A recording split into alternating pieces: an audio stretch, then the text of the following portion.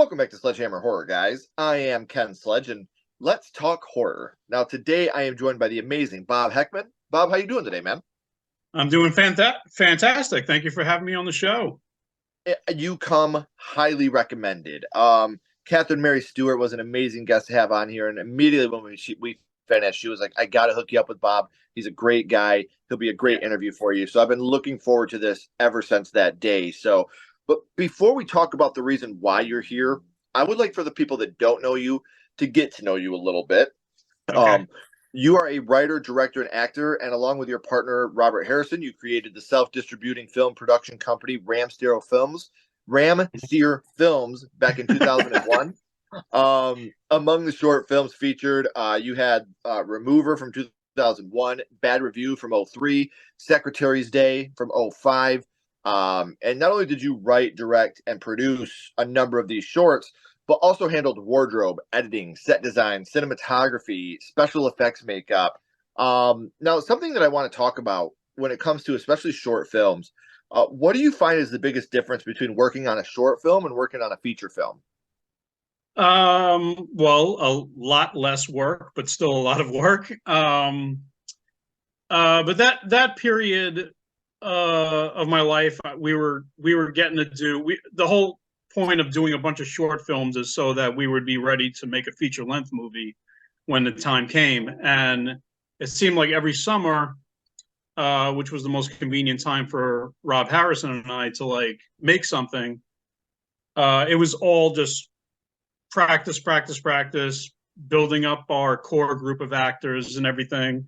Uh, Eventually reaching out to other people that could handle the wardrobe and the special effects and everything. And the big thing was just that we just kept going to all the conventions. And that time period, the early 2000s, was explosive as far as independent filmmakers, you know, people and their buddies making backyard movies on DV or 8 millimeter tapes with video cameras. And, we were just right there in the middle of all of that and just trying to like do our best and trying to make the movies as entertaining as possible because, man, some of those like shot on video movies, it could be a drag sometimes, especially if they were feature length. Oh my God, there was a lot of just like uh the filmmakers at the time, they just knew how to like slow the pacing down and put in a lot of filler, and you're just kind of like, oof. I'm like, we got to do better than this. We got to make it entertaining. Right. So that way we just got right into like the short films, like like short story forms. Like this is like, pound them out like 25 minutes to 40 minutes, and like and we got like a little fan base going. It was a lot of fun. We were, selling them at Monster Mania and the bigger conventions. And but right when we were about to do our first feature length movie, things kind of fell apart with me and Rob. We're still like great friends today, but just life got in the way, and we went off in different. We started focusing on our permanent jobs and, Right. life, and, he got married and everything, and, life gets in the way. So you just kind of take a break from it all. You say he Um, got married? yeah. Idiot. Totally uh, joking. Totally. I know you're married yourself. You can't say that. Yes, yes. Your wife very close by, Yes. to smack you in the head. But yeah, just life gets in the way. And I would say the biggest difference would have been like, yeah, like all the time and scheduling. And I mean, there's a lot to go into making a feature length. And it's funny because that's still why I when I'm I took a long break from all that. And then in 2020 or 2019, really, I started preparing to make my Friday 13th tribute film, Victim No More. And I still wanted it to be like a short film because I knew it was going to be, it's going to be shot in 4K, and there was a lot of work that was going to be put into it, but I knew the story that I had couldn't be feature length. And that's the Sure. thing too. Like you have to know if something's going to be a short story or a feature length story with lots of characters and subplots and everything going on. And I knew what I had was only long enough to be about 40 minutes. Right. Well, I mean, Uh, still, like, you look at even movies like Host that came out on Shutter. It's an hour long, and yeah. it took the world by storm. Like, you don't have to have an hour and 45 minutes, while 40 minutes of it is just filler time that you're walking through the woods or Yeah. Yeah. driving a car and getting side by side shots. Like, get quick, fast, to the point. Especially in today's world where people can get instant access to anything on their cell phones. Right. Doing a 40-minute film, 40 to an hour, that's about where the sweet punchline is now. Yeah. With a lot of short films, of course. But I mean, I am also a fan of letting something breathe a little bit. Like my film could have been even shorter, but I was big on let's spend some time with these characters, let it breathe, let suspense build a little bit, let's give a little time for the audience to think like, oh, what could happen? Oh, something's going to happen here. Oh, maybe something will happen in the next scene. Like you got to have suspense and atmosphere and let things breathe too. So I mean, I'm all about 90-minute horror movies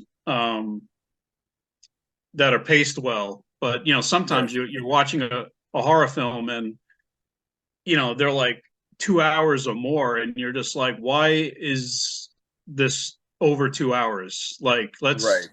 And then as you're watching, you could see like in the third act where you're just like, this scene could have been cut out, that could have been cut out, and we wouldn't have missed anything. Like as much as I enjoyed like Terrifier 2, I'm sure you saw Terrifier 2, right?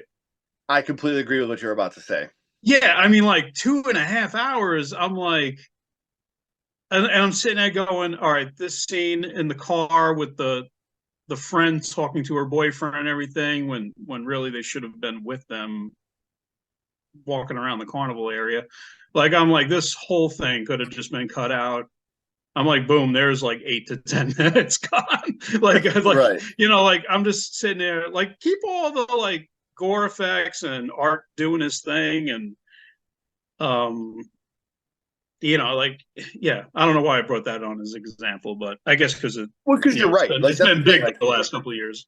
I feel But like that the length of that movie is what held it back for me personally as well. I have friends that worked on the movie, so I try to be. It's hard for me to be, eye of the beholder on that one because I'm going to be super sweet on it because of the people I know that are involved in it. yeah, But of course. definitely could have been a half hour shorter, in my opinion. Yeah, Absolutely. or And and like save some of that stuff for the part three, like right, or you it could have been boom, boom, boom. Like let's get to it, and adding in those sprinkles of mythology that they were like keeping you in suspense with the magical daggers and whatnot. So right. Well, I'm excited to see where that goes in part three. But being excited for sequels, there are plans for a Victim No More sequel as well. yes, But first off, where can people find Victim No More right now? on YouTube, like all the other fan films that are out there. You can find them on YouTube. You can go to 3PD Films, which is my company that puts it out. And you could find all kinds of other videos on there that I've uploaded with behind the scenes stuff, hanging out with the final girls at conventions. There's a lot of fun like videos that you can't see anywhere else, but on 3PD Films YouTube page. We're also on Vimeo, and also on the victimnomorefilm.com, Okay. where you can see the film, but you could also get merchandise on there, like the Blu-rays. The Blu-rays. I got some of the Blu-rays for you physical media hounds. Yes. Yes, and all kind. It's. I mean, these things are like, because I'm a physical media lover. Because you never know when streaming or whatever is just going to crash and take everything away from you. Yep. I packed those Blu-rays with like special features. Like there's like an hour and a half behind the scenes documentary photo galleries, commentaries, of bloopers, of course. Got to have Yeah. bloopers. Outtakes, interviews with Catherine Mary Stewart, Jill Whitlow from Night of the Creeps, because she's in it as well, and a bunch of other things, and little Easter eggs too, where you like mess around on the menu and things light up and you click on That's it. awesome. Yeah, because I Well, miss and those. I miss those DVDs that used to like spend hours after watching a movie like playing around on it. not just So, that, but you were but you can talking get about well, when you're talking about streaming, you yeah. can't come to my house and take a movie off the shelf if you decide you don't want it anymore. So I completely agree. I'm a very big physical media guy. My mom and dad owned a mom and pop video store growing up, so I'm a very big physical media guy. I'm right there with you. And the good thing about Victim No More is you guys don't have to go far to find it because I have all those links down in the description. So make Thank you sure you're so checking the much. film out. No, I absolutely. I'm a big appreciate that supporter. because I am terrible at promoting, apparently. No, I keep posting on all the Friday 13th pages and the horror pages, like Victim No More, and maybe it'll get 1 or 2 likes, and then somebody will just post a picture of Jason, and I'll get 100. I'm like, nobody's seeing my posts, and then well, yeah, I'm make like, sure, okay, guys, check the film out, share it with your friends as well, because we love Catherine. We obviously love Bob, and we love our thank you. boy Jason. So make sure you guys are sharing this out. Make sure you're getting the love out there for Victim No More. And like I said, there are plans for a sequel coming up soon. So the best way to Yes. follow that is to follow along on the website and social media. So obviously, being involved in Victim No More, being the writer, producer, that's amazing. Making any type of Friday the 13th fan film. I'm a huge fan of a lot of what Friday the 13th fan films do because they do it. You guys do it for the love of the franchise, not out Oh there yeah. trying to make money, not out there trying to do a quick buck. You're going to do it for your Nope. love of the franchise. So you're going to do it the right way. Now, in order for that to happen, though, horror had to start for you somewhere, Bob. So now I would like to go back to the past and talk about Okay. what got you started in the horror genre, your first horror movie. And Bob, the first horror movie you watched was? Oh man. I'm going to say Halloween, but I'm not positive. But I Okay. was definitely like 6 or 7 years old. It might be Halloween when it premiered on TV in 1981. Mm-hmm. But I might have gotten glimpses of horror like here and there, Right. but maybe not completely. But Halloween, I think, is the first one I watched from beginning to end. And it was Friday 13th Part 2 and 3, like really soon after. Mm-hmm. Um, which and none of these movies. I mean, well, I guess I've seen Jaws. I mean, do you consider Jaws a horror movie? Oh, yeah. Oh, then I would go Jaws. um, but with the Halloween and Friday 13th is my favorite franchise Mm-hmm. from as a little kid. It intrigued me to the end. And I was there for when all the sequels were coming out every single year, and it was very exciting to me to have this ongoing crazy story. Which is why I'm so passionate enough to make my own film Right. and try to make sequels to that. But they didn't scare me. The first one to really scare me, is that a question? Yeah. Like the first one? Okay. Would be Night of the Living Dead. Night of the All Living right. Dead is definitely um, the one as a little kid. And I think it was one of the first VHSs that my mom bought for me because she saw that I was starting to get into horror stuff. So, as you know, Night of the Living Dead was public domain. Every Mm-hmm. grocery store in the world had a $5 videotape of Night of the Living Dead Oh, to yeah. just pick up. I wonder if I still have that VHS too. I might still have that, but there's Night of the Living Dead right here. There you go, Night of the Living Dead. Yeah. Criterion Love it. Collection. Very beautiful. I recommend highly picking it up. 50% off at Barnes and Nobles right now. It's funny because I did pick that up and I got the poster. Oh, nice. Of course, you can't see it because Can't see it now that is because it's black and white and it blends with the background. right. But yeah, absolutely had to pick that up. I'm a huge fan as well of Night of the Living Dead. So, I think that horror wouldn't be horror today without it. It had enough of a social commentary to go along with being a horror movie, which is what some of the best horror movies do, in my opinion. So, um, Absolutely. do you remember about how old you were the first time you had seen it? I think I was about 6 or 7.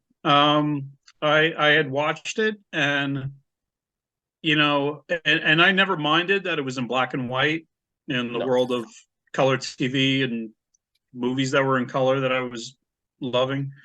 But I remember being in my bedroom watching it, and just being mesmerized by what was going on and the characters and what was going on, and being it, I wasn't like scared of what I was seeing. I was just kind of like I was being hopeful that everybody was going to make it out alive. Right. And then at that moment, at the end of the movie, where our hero, Dwayne Jones, playing Ben, uh, he goes down in the basement, he survives the night, and he's looking out the window and gets shot by a redneck, shot by a hunter, and it's just like, oh my god, like that, freaked me out to my core, like, because I'd never seen a movie that didn't end with a happy ending. Sure. Because even like Halloween, Friday 13th, they still had like kind of happy. They defeat the monster at the end, and and he comes back in the sequel. But like, it's pretty much a happy ending. Yeah. Just like all the Disney movies I was watching and everything else when I was like 6 or 7 years old, comedies and Spielberg stuff, and like everything had a happy ending. And that was the first time I seen a movie that did not have a happy ending, and it stayed with me. Yeah. For years after. Like, I'm like, oh my god, the hero is dead and they're throwing him on a bonfire. Like, Right. this is messed up. And Before like you that, said, like he made it. He had made it yeah, he out. made Like, it. We're done. We did it. yeah. We survived the night. Roll credits. Nope. Exactly. But yeah, it just kind of it really creeped me out. And and then I had seen like Dawn of the Dead, which became my favorite movie of all time. Mm-hmm. As far as horror, my favorite movie Right. of all. And I just loved it, and yeah, I don't know. So when it has disturbing endings like that, like, and I'm before that, I used to be freaked out by um kind of like disaster movies, Yeah. like Earthquake and like Mm-hmm. movies like that where people were falling out of buildings and drowning in like Poseidon Adventure, and like that stuff used to freak me out. Like, it still kind of Yeah. freaks me sometimes. I was gonna say, end of the world type movies are the scariest to me. Yeah, yeah, like those kind of disaster movies.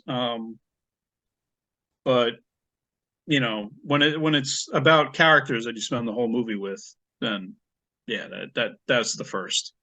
Yeah. Well, I and like Catherine's answers of the birds. I didn't know yeah, that was. I didn't realize the birds was like the first horror movie she saw that really freaked her out, because it's nature attacks, and yeah.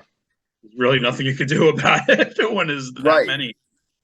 Well, and So, we talked about, especially with Night of the Living Dead, like for the time period, the kills in this movie were absolutely fantastic. Everything obviously done practical. It still looks great to this day. But mhm. which kill from Night of the Living Dead would you say it was that affected you the most? um, Probably what happens to Barbara, because you don't see what happens. Like, she gets kind of pulled into the horde of zombies by her brother, And that was just like, oh my God. Like, I guess that really freaked me out too, because it's just Right. like we just spent this whole movie with this like catatonic woman scared to death that saw her brother get killed, Hmm. and her brother came back and pulled her into the you know, to get torn apart. You know, it's like we don't see what happens, and I guess that is the freakiest moment uh for me. Yeah. Yeah, Right. I guess the last And like 10 minutes of that entire movie is just like, as a kid, disaster I'm just fuel. like, mouth agaped and just like, oh my God, the world is unfair. Why am I watching this? And Night of the Living Dead really did start a genre. It wasn't the first zombie movie, obviously, but it really did put it in the mainstream, and it started something huge. And Tom Savini did do a remake in '91. Did you see Tom Savini's remake? And if so, were you a fan? Yes, I was very much a fan. And I'm always a fan of remakes that take things and make them a little bit different. Yes. Um, I don't want to see a shot for shot same thing like that, 1998 Psycho Right. or the Omen that they did in like 2006. It's like, oh my God, this is the exact same story, almost the same dialogue, or exactly the same dialogue. I'm like, why am I watching this? This is like pointless. Right. But with Tom Savini's Night of the Living Dead, I love that Barbara was like a badass. Badass. Patricia Tallman was so good. Yeah, Patricia Tallman just rocked. She rocked the short hair, which I'm a big fan of. I love short hair. And she was the complete opposite of the Right. Barbara from '68. I like that things went a little bit differently. I love when you can't predict what's going to happen, because this is what they're doing with this remake. Like I love when they just make it different. Hmm. Um, Not all the time, but when they stray too far, then it just like I'm You like, could all have right, made your own movie. now it feels like they're making it so different just to be cool, Right. and it really sucks. uh, in recent mine, I could bring up Firestarter, the Yeah. remake. Like I'm like, all right, you went way off the book, way off the old movie. It made me angry how that movie ended in the last 15 minutes. I'm like, with today's special effects, this thing should be crazy. With Yes. fire effects, and she should be like blowing people apart like for the last. Levitating out the door. Yeah, she should be doing awesome stuff. Hmm. Um, I think the Carrie remake, you know, did really she did really cool stuff. But Yeah. anyway, um, but I like what they did with the Night of the Living Dead 1990. And it's And I been, liked how she shot the real jerk at the end, yeah, who like survived. Like Ben died, but like he survived, and she just was like, "Nope," and just shoots him in the head. there's another one Yeah, for the can't have a fire. guy like this survive. Yeah. And it's been over 20 years. Would you like to see him try to take another crack at the Night of the Living Dead remake, or is this one where they should let a sleeping dog lie? Let sleeping dogs lie. I think we've had enough of zombie stuff, honestly, for like, I mean, unless you're gonna do something really different with zombies, I feel like we've seen. I mean, with The Walking Dead for being over, on for over 10 years, like they've nailed every single kind of dramatic thing you could do with zombies. Right. Um, they've done stuff in like comedies like Zombieland and Shaun of the Dead and the movie Fido. You ever see that? Mm-mm. Fido, where like it's the 1950s, but people have zombies as like almost like slaves slash pets. No. It like they handled mowing the lawns and stuff like that. That's hilarious. Yeah, it's great. It's a great like little zombie movie. I'm like, but they like I've seen enough zombie stuff, and Sure. like I feel like there's too much out there, and I'm personally, I'm kind of sick of it. But I'm I'm with you. It's run its course. It's trying to move on to something else here for a little bit, and yeah. um, learning about how Night of the Living Dead affected you the first time watching it. This is a movie that, like I said, it still stands the test of time today. And before I let you go, obviously we've talked about Victim No More, the upcoming Victim No More 2. Mhm. But with Night of the Living Dead, what I always end this with is a skull count. Now, what we're going to do is rank this movie, 0 skulls being not effective, 5 being extremely effective, on how much it affected you on your first viewing. So, what would your ranking of Night of the Living Dead be? Well, five skulls. That um, ending like, shook me. yeah.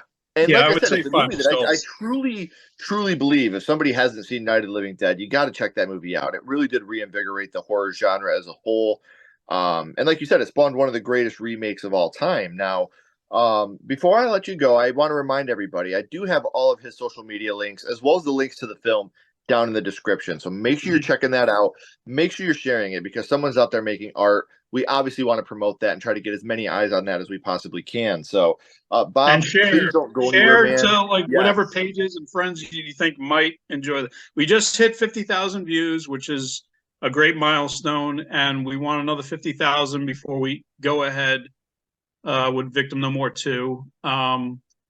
What I think is going to help, I'm sorry, but I need to, No, like, no, let me just no. promote this Continue. really quick. Yeah, please. Um, we are in the springtime going to shoot kind of like a promo teaser Mhm. trailer for Victim No More 2, to help raise funds for the campaign when we eventually do it, which I Awesome. think will be in the summer, like probably Jason's birthday next summer, June 13th. Right. Um, but Catherine's going to help out on it because she's awesome and she always wants to help out and help direct and everything. So um, her role will be a little bit bigger, of course, Hmm. in part two. And I'm really looking forward to making it. I think there's going to be a lot of fun ideas that we're going to have in it. Um, it's going to be feature length compared to, Cool. so it'll be a feature length anthology film actually, which is I think Oh, I haven't seen a fan film that's an anthology film. So it'll be like 4 segments, 4 short stories that kind of intertwine with each other, and it'll all be kind of spun out of the Friday 13th, universe that's been established. So that's awesome, man. And I can't wait to see it. And I hope you guys remember this because when they start doing their crowdfunding, I'm going to try to bring Bob and Kathy both back on so we can try to promote the Indiegogo, try to get that out absolutely, there so you guys can get involved with the perks. And not only will you be getting some amazing perks, but you're also going to be helping people to create art that we can all be proud of. So remember this because next spring/summer, I'm going to want to try to get them back on to do this. So fingers crossed on that, Bob. Now, yes, um, definitely, so again, guys, make sure you are following on social media and subscribing. Make sure you're checking it out and sharing it with everybody you can because making a short film, it, I know people look at that as, oh, it's a short film. It's easy. It's not. It's a lot of work, and you have to tell yeah, a whole story. You have to develop your characters in a shorter amount of time to make people care about them. So make sure you're checking out Victim No More and sharing it with everybody you know. Bob, please don't go anywhere, my friend. I got a couple more questions for you. Um, absolutely. Everyone else, if you haven't already, please like and subscribe. It really does help the channel more than you know. And follow Sledgehammer Horror on social media. Our links are in the description as well. But until next time, keep talking horror, stay what you are, and we'll see you guys Thank soon. you, thank you. Have a good one.